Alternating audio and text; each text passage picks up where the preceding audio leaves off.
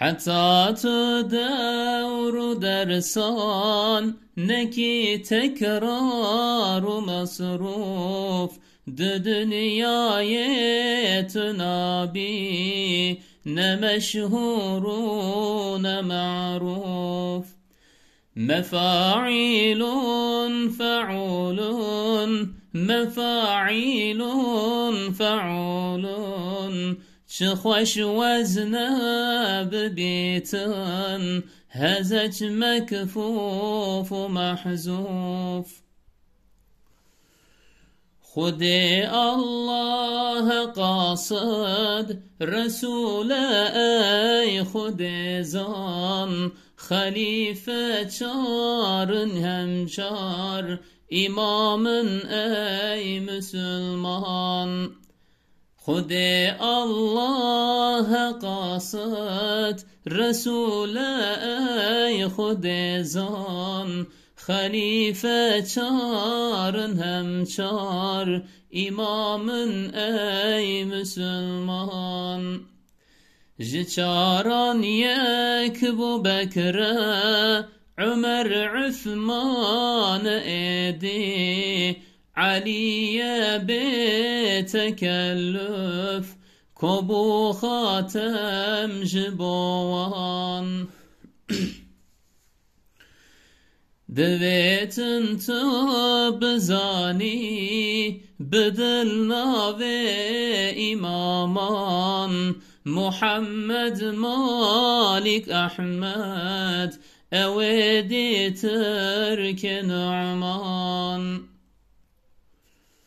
مبشر بون دهكس جاء أصحابان بتعيين كودي بچنا بهشته خود مزگینی داوان اول بو عبیده دگل هر چار یاران سعید و سعد و طلحه زبیر و عبد الرحمن لما فردا بزانن رسول خواب تحقيق بمولدهم بمدفن بناس ضاء بابان دمك بو جدائه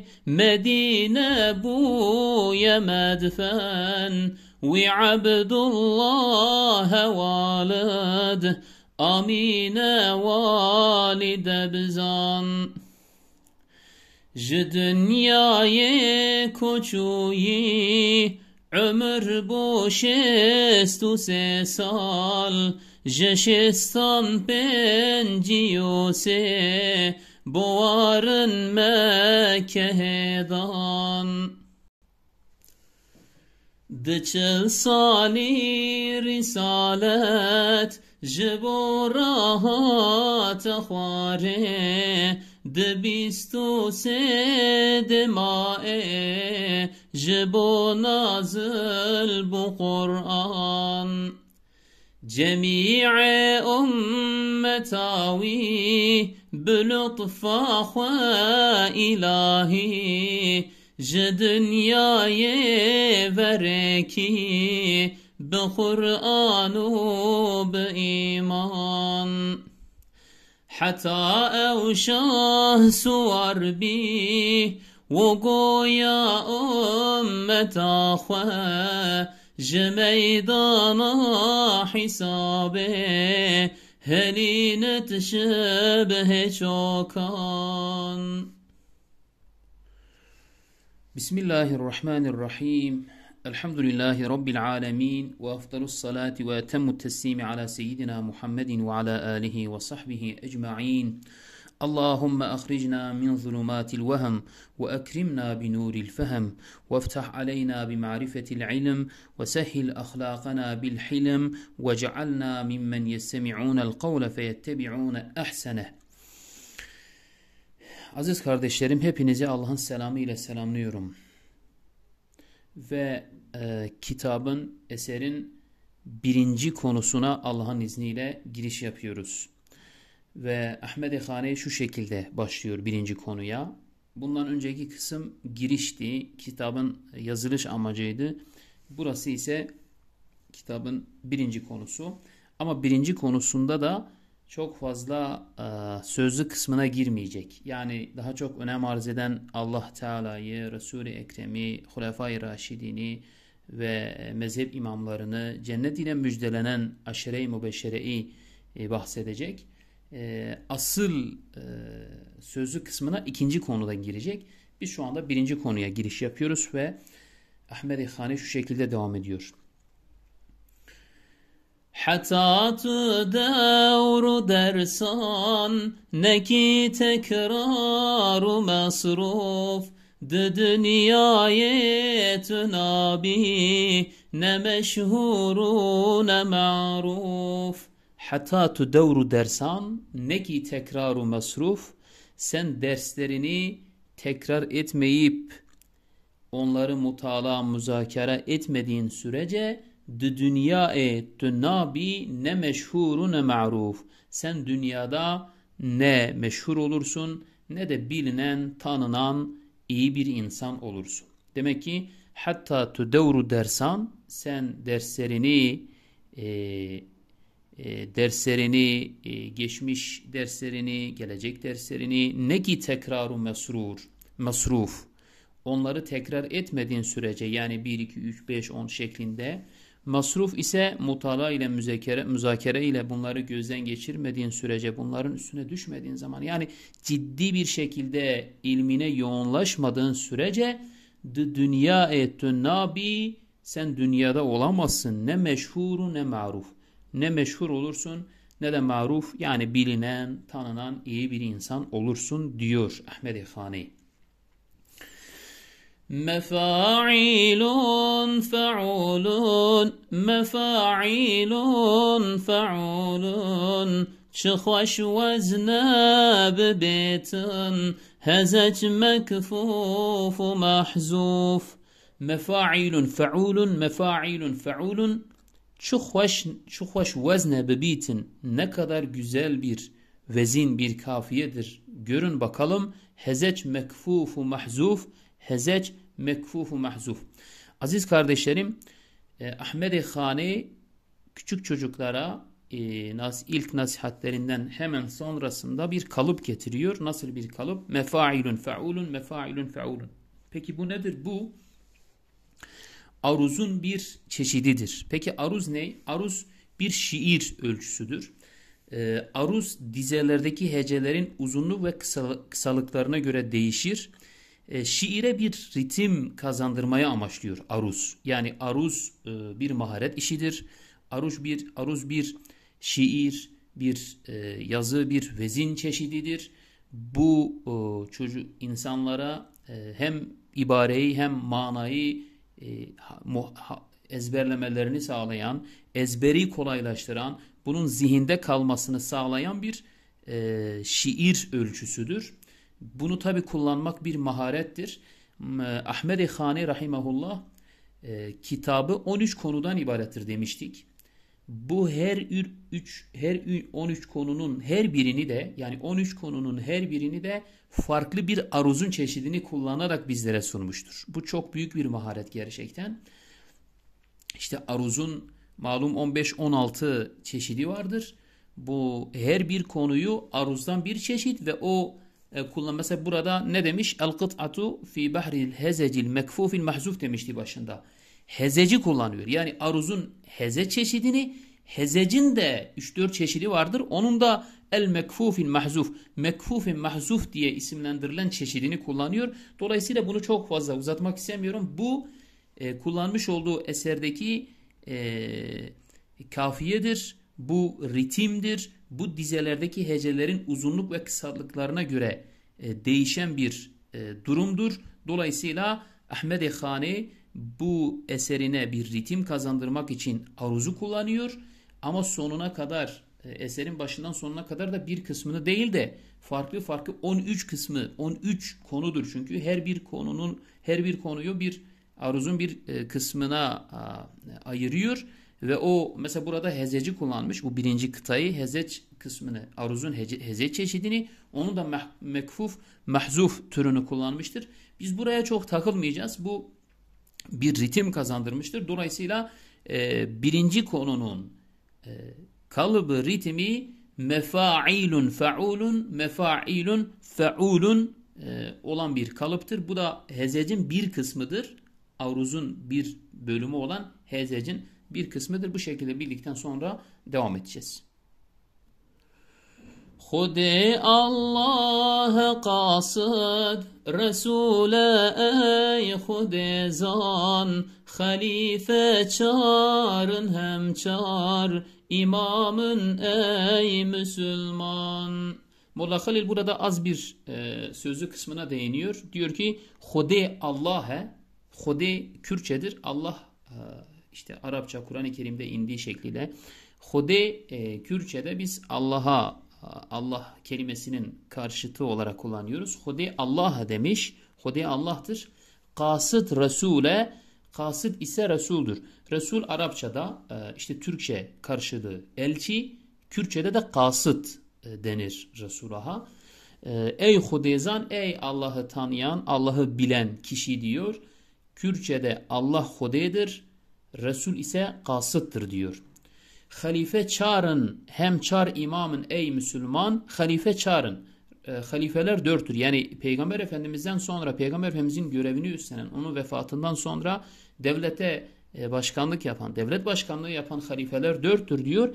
Hem çağır imamın ey Müslüman, ey Müslüman. Aynı zamanda 4 tane de imam vardır. Mezhep imamlarını kastediyor ve devam ediyor. Çağıran yek bu Bekre, Ömer Üthman edi, Aliye be tekellüf, Kobu hatem jibovan. Çağıran yek bu Bekre, bu 4 halifeden bir tanesi ki birincisi Ebu Bekir'dir. Ömer, daha sonra Ömer, Hazreti Ebu Bekir, Hazreti Ömer, Osman'e edi, diğeri ise Hazreti Osman'dır. İlk üçü. Aliye be tekellüf, zorlanma olmaksızın, şek şüphe olmaksızın, dördüncüsü de Ali'dir diyor. Peki şek şüphe zorlanma olmaksızın diyor ya be tekellüf, aslında burada belki Şia'ya ve başka kesimlere bir itirazda bulunuyor. Onlara bir göndermede bulunuyor Ahmed-i Khani. Çünkü ki onlara göre işte Şia'ya göre Hazreti Ali'nin aslında ilk halife olması gerekiyordu. Hazreti Muhammed'den sonra onun bu hakkını onun elinden aldılar. Hazreti Ömer ve Hazreti Ebubekir özellikle. Dolayısıyla bir zulüm, bir haksızlık söz konusudur falan gibi iddialarda bulunuyorlar. Ahmed-i Khani de bu iddiaya itiraz olsun diyor. Hazreti Ali 4. halifedir. B tekellüf, şek şüphe, zorlama olmaksızın, bir zorlama yok, bir zulüm, bir haksızlık yoktur. Sırasıyla Hazreti Ebubekir ümmetin başına halife olmuştur. Daha sonra Hazreti Ömer, daha sonra Hazreti Osman, 3. 4. sırada ise Hazreti Ali gelmektedir. Kobu hatem jibovan ve Hazreti Ali diğerlerinin sonuncusu olmuştur. Yani ilk 3 halifenin sonuncusu olarak 4. halife olmuştur Hazreti Ali. Dvetin tıbzani bedel nave imaman Muhammed Malik Ahmed evedi Türke Numan. Dvetin tıbzani, senin bilmen gerekiyor diyor. Bilmelisin ki bedel tabi cani gönülden, gerçek, hakikaten, hakikaten yani bilmen gerekiyor. Nave imaman, imamların ismini, mezhep imamlarını kastediyor. Ki bunlar kimlerdir? Muhammed'dir. Muhammed bin İdris Eşşafii, İmam Şafii Muhammed'dir ismi. Malik bin Enes, İmam Malik'in ismidir. Ahmed bin Hanbel, Hanbeli mezhebin imamıdır. Evedi Terke, o diğeri ise Nu'man, İmam Ebu Hanife'dir. Nu'man bin Sabit, İmamul Azam, İmam Ebu Hanife, bu da Hanefi mezhebinin imamıdır. 4 mezhebi de bu şekilde Ahmed-i Khani rahimahullah bizlere zikrediyor. Mübeşşer bu ne dehkes ji ashaban betayin kode biçne bihişte kode mizgini davan. Mübeşşer bu ne dehkes, 10 kişi, 10 şahıs müjdelenmişler. Ashaban, sahabe-i kiramdan 10 kişi müjdelenmişler. Tayin edilerek, yani isimleri verilerek müjdelenmiş isim ile. Mesela Resul-i Ekrem Aleyhisselatü Vesselam şöyle sayarak şu isimler cennette olacaklar. Bunlar daha hayattayken Resul-i Ekrem vasıtasıyla Allah Teala tarafından tayin ile belirtilerek cennet ile müjdelenen kimselerdir. İşte Ahmed-i Khane diyor ki sahabeden 10 kişi müjdelenmiş. Kode biçne bihişti ki bunlar cennete girecekler. Yani cennete, bihişt Kürtçe bir kelime. Kürtçe'de bunun karşılığı Arapça olarak cennettir. Kode biçne bihişti ki bunlar cennete gidecekler. Hode mizgini davan, Allah onlara müjde vermiştir. Hode zaten biz dedik Allah. Mizgini davan onlara müjde vermiştir. Yani onların cennete gideceğine dair Allah Teala'nın müjde verdiği kişiler 10 tanedir diyor sahabe-i kiram arasında. Tabi bu 10 tanenin dışında da başka vesilelerle, başka bağlamlarda cennet ile müjdelenenler vardır hadis-i şeriflerde ya da ayet-i kerimelerde. Ama bu bir defada olduğu için bir hadis-i şerifte Resul-i Ekrem Aleyhisselatü Vesselam bu 10 kişinin ismini zikrederek bunları cennetten müjdelediği için bunlar tarihe bu şekilde aşaratül mübeşşere, cennet ile müjdelenen 10 sahabe şeklinde meşhur ola gelmiştir. Molla Ahmed-i Khani rahimahullah burada bu meseleye değinmiştir. Evvel bu Ubeyde digel her çare yaran Sa'idu Sa'du Talha Zübeyru Abdurrahman. Evvel bu Ubeyde ilki Ebu Ubeyde bin Cerrah'tır. Digel her çare yaran diğer 4 dostla birlikte, yani Resul-i Ekrem Aleyhisselatü Vesselam'ın 4 halife-i Raşidine biz ne diyoruz? Çariyar diyoruz. Çariyar yani 4 güzel dost anlamında çariyar. İşte aslında ilki onlardır. Birincisi Hazreti Ebubekir, ikincisi Hazreti Ömer, üçüncüsü Hazreti Osman, dördüncüsü Hazreti Ali. İşte bunlardan sonra yani bunları ayrı tutacak olursak ilki Ebu Ubeyde diyor. Diğer her çare yaran bu diğer 4 halife ile birlikte, yani dolayısıyla 5. sırada diyelim Ebu Ubeyde geliyor. Daha sonra Sa'du Talha Zübeyru Abdurrahman ve bu sahabe-i kiramlar geliyor. İlk 4 halife, onların haricinde de 6 tane sahabe-i kiram, toplamda 10 kişi ediyor. لما فرد بزانان رسول خواب تحقيق بمولدهم بمدفن بناس ضاء بابان. Lime ferde bizler için farzdır. Bizanın Resulü Resulünüzü tanımanız ya da Resulümüzü tanımamız. Bizanın yani biliniz. Resulünüzü biliniz. Ya bizlere Resulü bilmemiz, tanımamız farzdır. Bu tahkik hakikaten gerçekten iyi bir şekilde Resulümüzü bilmemiz bizler için farzdır diyor Ahmed-i Khani. Peygamber Aleyhisselatü Vesselam'ı nasıl bilmemiz? Bir mevlid hem doğum olarak, yani doğumunu, doğum yerini, bir medfen vefatını, vefat yerini, binasında ubaban ve anne babasını da tanımak suretiyle Resul-i Ekrem Aleyhisselatü Vesselam'ı öğrenmemiz, bilmemiz bizler için farzdır diyor. Bizlere farzdır. Demek ki bu jidai Medine bu yemedfen ve Abdullah valid Amine valide bizan. Demek ki bu jidai Mekke'de anasından doğmuştur diyor. Yani Mekke'de dünyaya gelmiştir. Medine bu yemedfen, Medine onun için vefat yeri, defin yeri olmuştur. Yani Medine'de vefat etmiştir. Resul-i Ekrem Mekke'de dünyaya gelmiş, Medine'de vefat etmiştir. Ve Abdullah valid. Valid yani babası, tamam, babası Abdullah'tır. Amine valide bizan. Amine ise anası olarak bil diyor. Babası yani valid babası, valide ise Amine annesi olmuştur. Bu şekilde bil diyor. Ji dünyayı koçuyi ömür bu 63 sal ji şestan penciyose bovarın Mekke'dan ji dünyayı koçuyi dünyadan gittiği vakit yani vefat ettiği zaman dünyadan göç ettiği zaman ömür bu 63 sal Resul-i Ekrem Aleyhisselatü Vesselam'ın ömrü 63'tü diyor. 63 yaşındaydı dünyadan göç ettiği zaman. Aleyhisselatü Vesselam Jeşiyestan Benciyuse bu 60'tan Benciyuse evet 53 senesini Buvar'ın Mekke'den Mekke'de geçirmiştir.